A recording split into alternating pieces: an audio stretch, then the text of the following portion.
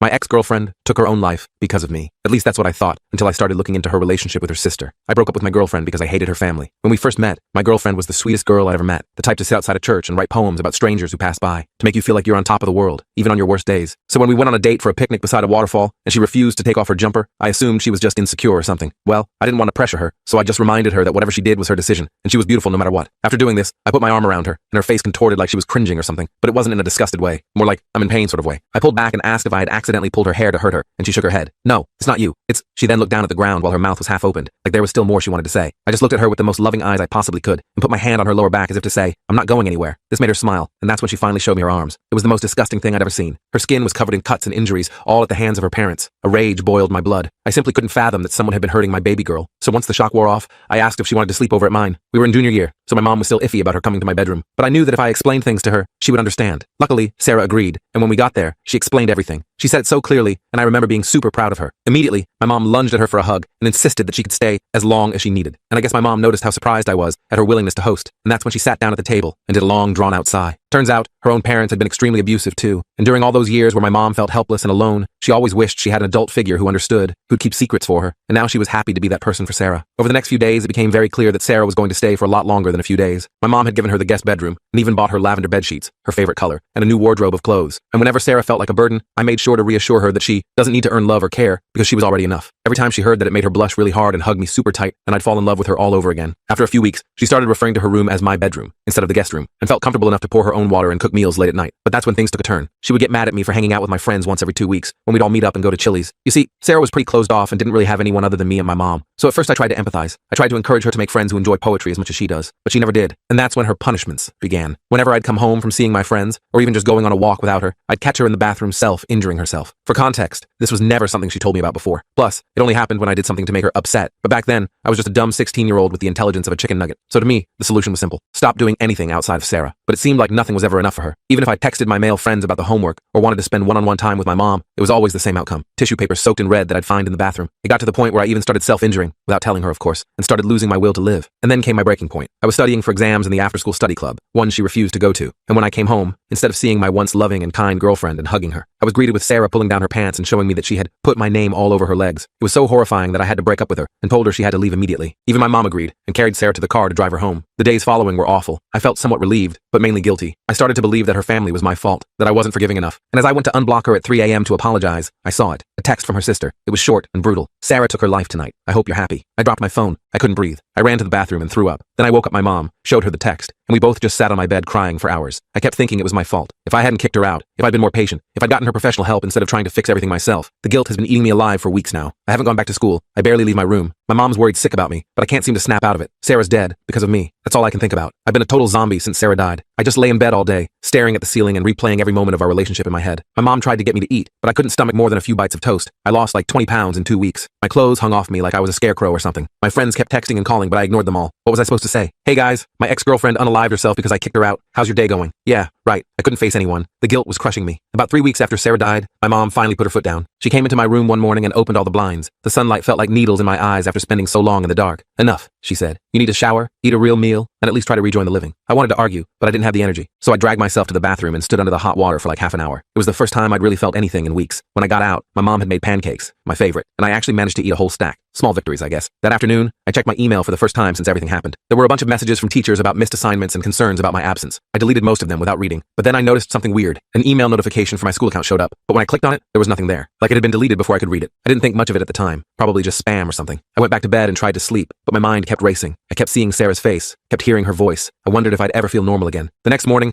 I woke up to find an envelope slipped under my bedroom door. No stamps, no return address, just my name written in thick black marker. I tore it open, expecting maybe a sympathy card from one of my mom's friends or something. Instead, there was a single photo inside. It was Sarah, her face bruised, tears streaming down her cheeks. She was looking directly at the camera with this haunted expression that made my stomach turn. In the corner was a date stamp, just 2 days before she moved in with us. I sat on the edge of my bed, staring at the photo, trying to make sense of it. Sarah had always told me her parents never took pictures of her, especially not when they'd hurt her. They were too careful about leaving evidence. So who took this? And why send it to me now? I flipped the photo over, looking for some kind of note or explanation. Nothing. Just a blank white back. I showed it to my mom when she got home from work. She looked as confused as I felt. Did someone deliver this? She asked. Did you see anyone? I shook my head. It must have been slipped under my door sometime during the night or early morning. The thought of someone being in our house while we slept made my skin crawl. For the next few days, I couldn't stop thinking about that photo. I kept it in my desk drawer, but I'd take it out every few hours to look at it again, like I might notice something new. The bruises on Sarah's face were definitely real. I'd seen similar ones when she first showed me her arms at the waterfall, but something about the way the photo was taken felt deliberate, like someone wanted to document her pain. On Friday, exactly 1 week after I received the first envelope, another one appeared. Same deal. No postage, no return address, just my name in that same thick black marker. This time there was a small USB flash drive inside. I hesitated before plugging it into my laptop. What if it was a virus or something? But curiosity got the better of me. I had to know what was on it. The drive contained dozens of video files, each labeled with a date. With shaking hands, I clicked on the most recent one. It showed Sarah sitting on what looked like her bed at her parents' house. Someone off camera was yelling at her, calling her worthless, saying she'd never amount to anything. I recognized her dad's voice from the one time I'd met him briefly. But then I heard another voice, a female voice that wasn't her mom's. You think anyone actually cares about you? That boy only feels sorry for you. He doesn't love you. It was Sarah's sister, Melissa, the same sister who texted me about Sarah's death. I'd only met her once or twice, and she'd always seemed quiet and withdrawn. But in this video, her voice was dripping with venom. I watched video after video, each one worse than the last. Some showed Sarah being verbally abused, others showed the aftermath of physical abuse, bruises, cuts, welts. But what shocked me most was that in nearly every video, Melissa was either behind the camera or actively participating in the abuse. By the time I finished watching, it was past midnight, and I felt physically sick. I ran to the bathroom and threw up until there was nothing left in my stomach. Then I sat on the cold tile floor, trying to process what I'd just seen. Sarah's sister wasn't just a bystander to the abuse, she was an active participant. And now she was sending me these videos. But why? To make me feel guilty? To show me what Sarah had gone through? Or was there something else going on? I decided to do some digging. I pulled up Sarah's Instagram account, which was still active. I'd looked at it a million times since she died, torturing myself with photos of happier times. But this time, I was looking for something specific. I scrolled all the way back to her childhood photos. There weren't many. Sarah had once told me she deleted most of her old pictures because they reminded her of bad times. But there was one group photo from a poetry camp she'd attended when she was 13. Sarah was standing on the end of the back row, looking thin and nervous, but smiling slightly. I zoomed in on the photo, studying the faces around her. I recognized one of the girls, Lauren Jenkins. She'd been in my English class freshman year before her family moved to Oregon. I still had her on Facebook, though we never really talked. On a whim, I sent her a message. Hey Lauren, weird question, but do you remember Sarah Mitchell from poetry camp a few years back? I'm trying to put together some memories of her for a memorial thing. I didn't expect a response right away, but my phone pinged almost immediately. OMG, I was just thinking about Sarah the other day when I heard what happened. So awful. Yeah,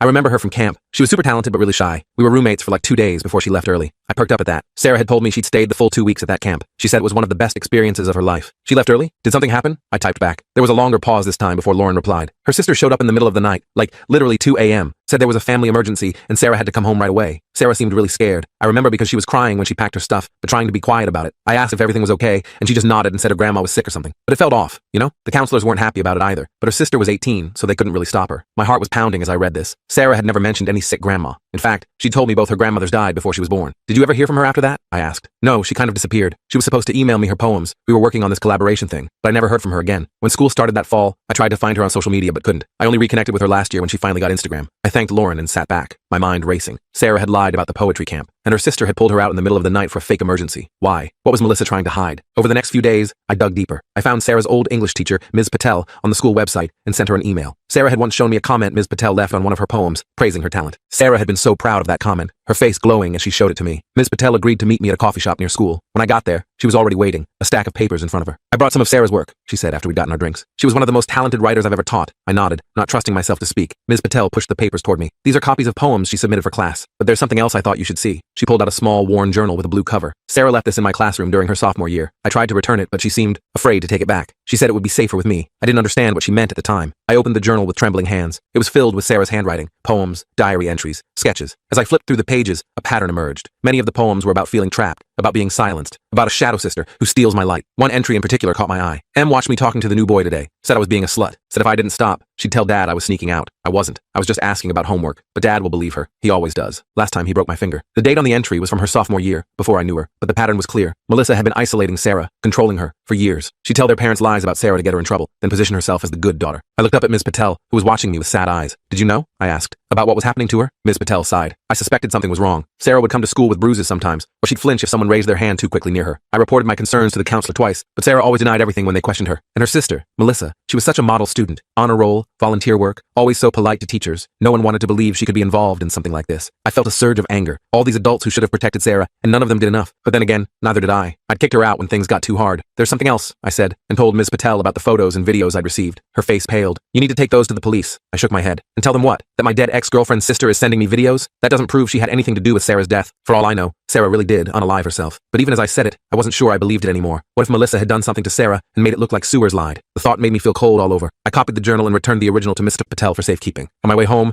I felt like I was being watched. I kept checking over my shoulder, but the streets were mostly empty. Still, the feeling persisted. When I got home, my mom was waiting for me, her face tight with worry. Someone called my work today, she said without preamble. They told my boss that I'd harbored a runaway minor and interfered with a family's right to discipline their child. They're talking about suspending me pending an investigation. My blood ran cold. It was Melissa. It had to be. My mom nodded. That's what I thought too. But how would she even know where I work? She's been watching us, I said, and told my mom about the envelopes, the videos, everything I'd learned from Lauren and Mr. Patel. My mom listened without interrupting, her face growing more concerned with each detail. When I finished, she pulled me into a tight hug. I'm so sorry you're going through this, she said. But we need to be careful. If Melissa is capable of doing those things to her own sister, who knows what she might do to you? The next day, I found my bike tires slashed in the school parking lot. The day after that, someone threw a rock through my bedroom window while I was at therapy. My mom's idea. I'd finally agreed to talk to someone about everything that had happened. The message was clear. Melissa knew what I was doing, and she wanted me to stop, but I couldn't stop. I owed it to Sarah to uncover the truth. I started documenting everything, taking photos of the vandalism, saving every message, backing up the videos to multiple locations. I even set up a small camera in my room, just in case Melissa tried to break in again. A month after receiving the first envelope, I got a call from an unknown number. Against my better judgment, I answered. Hello? I said cautiously. Hey there, stranger. It was Melissa's voice, casual and friendly, like we were old pals catching up. I think we should talk, don't you? My heart was hammering, but I kept my voice steady. About what? About Sarah, of course. About how you abandoned her when she needed you most. Her tone was still light, almost playful. Meet me at Riverside Park tomorrow at noon. Come alone. She hung up before I could respond. I stood there, phone in hand, trying to decide what to do. Going alone to meet Melissa seemed like a terrible idea, but this might be my only chance to confront her, to get some answers. I decided to go, but not alone. I asked my friend Bruce to come with me, told him to stay out of sight, but close enough to help if things went south. Bruce had been texting me regularly since Sarah died, one of the few friends who hadn't given up on me during my self-imposed isolation. The next day, I arrived at the park 5 minutes early. Melissa was already there, sitting on a bench near the duck pond, sipping a smoothie like this was just a casual meetup. She looked so normal. Shoulder-length brown hair, jeans and a t-shirt, sunglasses perched on top of her head. If I didn't know better, I'd never suspect she was capable of the cruelty I'd seen in those videos. I sat down beside her,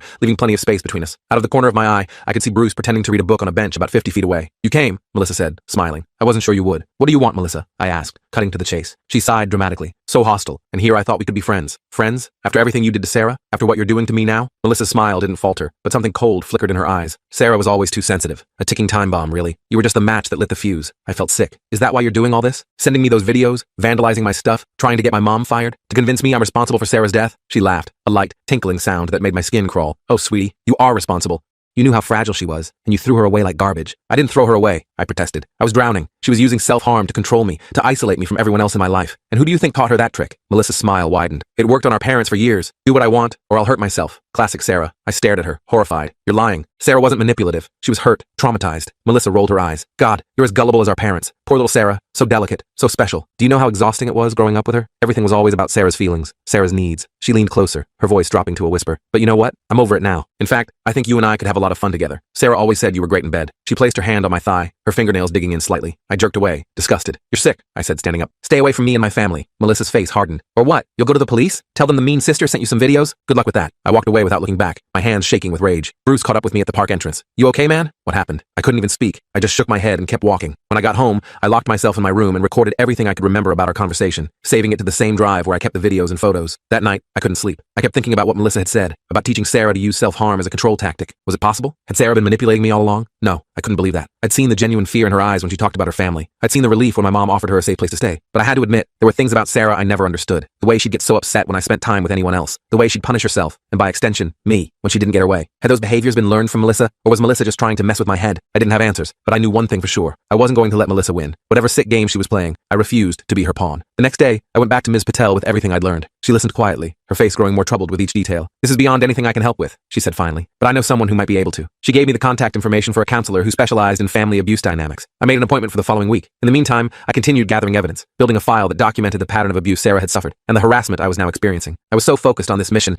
that I almost didn't notice when things started disappearing from my house. Small things at first. A hoodie Sarah had borrowed once, a book she'd given me for my birthday. Then bigger things. One day I came home from school to find the lavender sheets from the guest bedroom gone. The closet where Sarah had kept her clothes was empty. The wall where she'd taped up her poems was bare. My mom called the police, but they weren't much help. No signs of forced entry, nothing of significant value taken. They suggested it might be kids from school playing pranks, despite my insistence that this was connected to Sarah's death and the harassment I'd been experiencing. But I knew better. Melissa was erasing Sarah, or at least Sarah's presence in our home. What she didn't know was that I'd already moved most of Sarah's poems and personal items to a storage box at Bruce's house, just in case. Those poems became my project, my way of fighting back. I spent weeks compiling them into a small zine, a handmade booklet that told Sarah's story in her own words. I included some context, explaining the abuse she'd suffered, but mostly I let her poetry speak for itself. I made 50 copies at first, giving them to teachers, students in the poetry club, even leaving some at the local library. People started talking. Sarah's story spread through the school, then beyond. A local arts magazine asked to reprint some of her poems. A domestic violence awareness group reached out about using her words in their materials. Sarah was becoming known not as the girl who unalived herself, but as a talented poet who'd survived years of abuse before it finally became too much. Her words were touching people, helping them understand the complex dynamics of family abuse in a way clinical descriptions never could. Melissa must have heard about the zine because she transferred to a different school 2 weeks after it started circulating. I heard from a mutual acquaintance that her parents stopped showing up to community events, too embarrassed to face their neighbors after the truth about their family had been exposed so publicly. It wasn't justice, not really. Nothing could bring Sarah back or undo the years of suffering she'd endured, but it was something, a reckoning, a refusal to let her story be buried or twisted. I still don't know for sure if Sarah took her own life that night, or if something more sinister happened. The police never investigated her death as anything but a sewer slide. But I know this, Sarah's voice wasn't silenced. Her truth lives on in her poems, in the people who read them and recognize their own experiences in her words. As for me, I'm still struggling. I have good days and bad days. I still feel guilty sometimes, wondering if I could have done more, been more patient, gotten her professional help sooner. But I'm working through it in therapy, learning to forgive myself for not being able to save someone who'd been drowning her whole life. And every time I hear that someone new has read Sarah's poems, that her words have helped someone recognize abuse in their own life or the life of someone they love, I feel like maybe, in some small way, I'm making amends. Not just to Sarah, but to that sweet, artistic girl who sat outside writing poems about strangers, seeing beauty in the world, despite everything she'd been through. I've been working on Sarah's zine for almost 6 months now. It's crazy how much it's grown. What started as 50 copies has turned into hundreds, then thousands. Some college professor even contacted me about including it in her course on trauma narratives or something. I said yes, obviously. The more people who hear Sarah's story, the better. The whole thing with Melissa has been quiet lately. After she transferred schools, she pretty much dropped off the radar. Her parents still live in the same house, but they keep to themselves now. I heard they tried to sue me for defamation over the zine, but no lawyer would take their case since everything in it was Sarah's own words. Hard to claim defamation when the person you're trying to silence is already dead. I still think about Sarah every day. Not in the same crushing can't get out of bed way as before, but she's always there in the back of my mind. I wonder what she'd think about all this. Her poems being read by strangers, her story helping other people. I think she'd like it. She always wanted her writing to mean something. Last week, I got another envelope. Same black marker, no return address. My heart practically stopped when I saw it. I hadn't received anything like that in months, and I thought it was over. I almost didn't open it, but curiosity got the better of me. Inside was a flash drive, like before, but this one had a small note attached. You should see this. KK. Who the hell was K? I had no idea, but I took the flash drive to Bruce's house to check it out. No way was I plugging that thing into my own computer after everything that happened. Bruce's parents weren't home, so we went straight to his room and plugged the drive into his old laptop. One he didn't mind getting trashed if this turned out to be a virus or something. There was only one video file on it. The thumbnail showed what looked like a bedroom I didn't recognize. Bruce looked at me, eyebrows raised. You sure you want to watch this? I nodded, though I wasn't sure at all. He clicked play. The video showed a messy bedroom with posters on the walls and clothes scattered everywhere. Typical teenager stuff. The camera seemed to be hidden somewhere, maybe on a bookshelf, based on the angle. For about 30 seconds, nothing happened. Then the door opened, and Melissa walked in, followed by Sarah. My breath caught in my throat. Seeing Sarah alive again, moving and breathing, hit me like a punch to the gut. She looked terrible, thin, pale, with dark circles under her eyes. This must have been after I kicked her out. Sit down, Melissa said, pointing to the bed. Sarah obeyed, her movement slow and mechanical. Do you have any idea how much trouble you've caused? Mom and Dad are furious. Sarah didn't respond. She just stared at the floor, her hands folded in her lap. Look at me when I'm talking to you, Melissa snapped, grabbing Sarah's chin and forcing her head up. You think you can just run away to your boyfriend's house and play happy family? That's not how this works. You belong here, with us. I can't stay here anymore, Sarah whispered, her voice so faint I could barely hear it. Please, Mel, just let me go. Melissa laughed, a cold sound that made my skin crawl. Let you go? Where would you go? Back to Loverboy? He doesn't want you. He kicked you out, remember? Sarah flinched like she'd been slapped. He was just upset. I pushed him too far. You always push too far. That's your problem. Melissa sat down next to Sarah, her voice softening. Look, I'm trying to help you. You're sick, Sarah. You need your family. You need me. I need to get away from you, Sarah said, a spark of defiance in her eyes. All of you. I'm going to tell someone what's been happening here. A counselor or something. Melissa's face hardened. No one will believe you. They never have before. Remember when you told your teacher in 4th grade? What happened then? Sarah's shoulders slumped. Dad broke my arm. Exactly. And it'll be worse this time. Melissa stood up and walked to her dresser, opening the top drawer. But I have a solution. A way to make all this stop. She pulled out a small med bottle and held it up. Mom's sleeping pills. Take these, and all the pain goes away. No more fighting, no more fear. Just peace. Sarah stared at the bottle, her expression unreadable. You want me to calm myself? I want you to stop suffering, Melissa said, her voice gentle now, almost loving. And I want you to stop making everyone else suffer too. You know that's all you do, right? Make people miserable? Your boyfriend, mom and dad, me? We'd all be better off if you just weren't here anymore. She pressed the bottle into Sarah's hand. Think about it. I'll be back in an hour. Melissa left the room, closing the door behind her. Sarah sat motionless for several minutes, just staring at the med bottle in her hand. Then she slowly unscrewed the cap and tipped a few pills into her palm. My heart was racing. I wanted to scream at the screen, to somehow reach through time and space and stop her. But all I could do was watch as Sarah lifted her hand toward her mouth. Then she stopped. A strange expression crossed her face. Determination, maybe, or resolve. She put the pills back in the bottle, screwed the cap on tight, and stood up. She walked to the window and opened it, then tossed the bottle as far as she could into the yard below. She turned back to the room, her eyes scanning until they landed directly on the camera. She knew it was there. She walked over to it, her face filling the screen. If you're watching this, she whispered, I'm probably dead, but I want you to know I didn't do it to myself. I'm going to try to get out of here tonight. There's a bus at midnight. I saved enough money. I'm going to start over somewhere new. She glanced nervously at the door, then back at the camera. If I don't make it, it was Melissa. It's always been Melissa.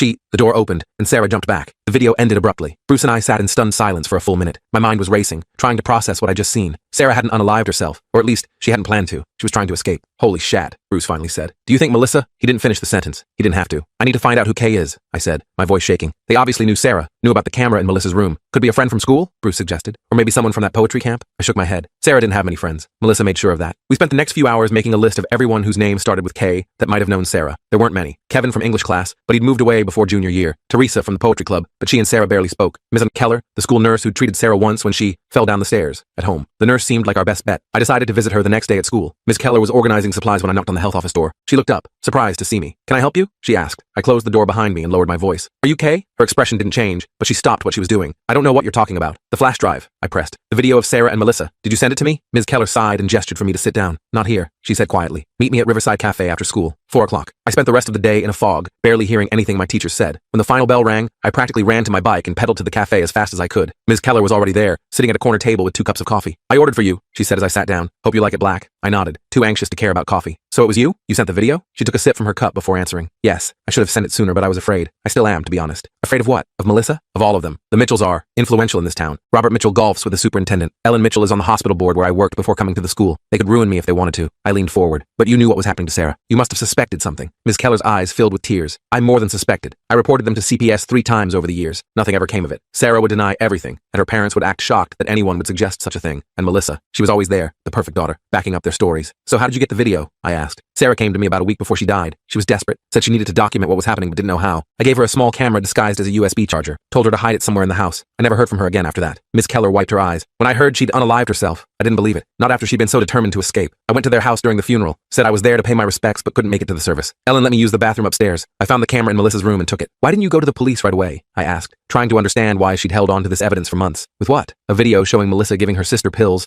but not forcing her to take them? Sarah throwing the pills away? It wouldn't be enough, especially not against the Mitchells. I was gathering more evidence, trying to build a stronger case, and then I heard about your zine, how you were telling Sarah's story, and I thought maybe you could do more with this than I could. I sat back, trying to process everything. So you think Melissa unalived Sarah after she tried to escape? Ms. Keller shrugged helplessly. I don't know for sure, but I know Sarah didn't unalive herself willingly. Maybe Melissa forced her to take the pills somehow. Maybe she gave them to her without her knowing. Or maybe she didn't finish the thought. She didn't have to. I thanked Ms. Keller for the video and promised to be careful. On my way home, I made a decision. I copied the video to multiple drives, then sent one to Ms. Patel, one to my therapist, and one to a lawyer my mom knew. I included a letter explaining everything, with instructions to release the video publicly if anything happened to me. Then I called Detective Ramirez, the officer who'd taken our report about the break-in months ago. I told him I had new evidence about Sarah's death and asked if we could meet. He agreed to see me the next day. I brought everything. The video, Sarah's journal, the photos Melissa had sent me, everything. I laid it all out for him, trying to stay calm and factual, even though my heart was racing. Detective Ramirez watched the video twice, his expression grim. This doesn't prove murder, he said finally, but it's enough to reopen the investigation. We'll need to exhume the body, run toxicology tests again. So you believe me? I asked, hardly daring to hope. I believe there are questions that need answering, he said carefully. That's all I can say for now. The next few weeks were a blur. The police interviewed everyone. Me, my mom, Ms. Keller, Ms. Patel, even Bruce. They got a warrant to search the Mitchells' house. They exhumed Sarah's body for new tests. And then finally, they arrested Melissa. The toxicology report showed Sarah had been given a combination of substances, not just sleeping pills, but something else that would have paralyzed her, made her unable to resist. The same substance was found in a hidden compartment in Melissa's bedroom. The trial was a nightmare. Melissa's parents hired the best defense attorney in the state. They tried to paint Sarah as mentally unstable, suicidal, manipulative. They tried to discredit me, saying I was just a bitter ex-boyfriend making up stories. But they couldn't explain away the video. They couldn't explain the substances in Sarah's system. They couldn't explain the dozens of poems Sarah had written about her fear of Melissa, her desperate desire to escape. In the end, Melissa was convicted of second-degree unalived, 20 years, with possibility of parole after 15. Her parents weren't charged. There wasn't enough evidence to prove they knew what Melissa was planning. But their reputation in town was destroyed. They moved away before the trial even ended. It's been a year since the verdict. Sarah's zine is now in its 5th printing. A domestic violence shelter in the next county over named their teen program after her. Sometimes I go there and talk to the kids, share Sarah's story. It helps, I think. It helps them, and it helps me. I still have bad days. Days when I wonder if I could have saved her somehow. If I'd been more patient. If I'd gotten her professional help sooner. If I hadn't kicked her out that night. My therapist says that's normal. The grief isn't linear, especially when it's complicated by trauma and guilt. But I have good days too. Days when I can remember Sarah's smile, her kindness, her talent, without feeling like I'm drowning in regret. Days when I can look at her poems and feel proud that her voice is still being heard. I don't know what the future holds. I'm starting college in the fall, majoring in psychology. Maybe I'll be able to help other kids like Sarah someday. Maybe I'll just live a normal life, carrying her memory with me. Either way, I know one thing for sure. Sarah's story isn't over. As long as her words are being read, as long as they're helping people understand the complex reality of abuse, she's still here. And that's something even Melissa couldn't take away.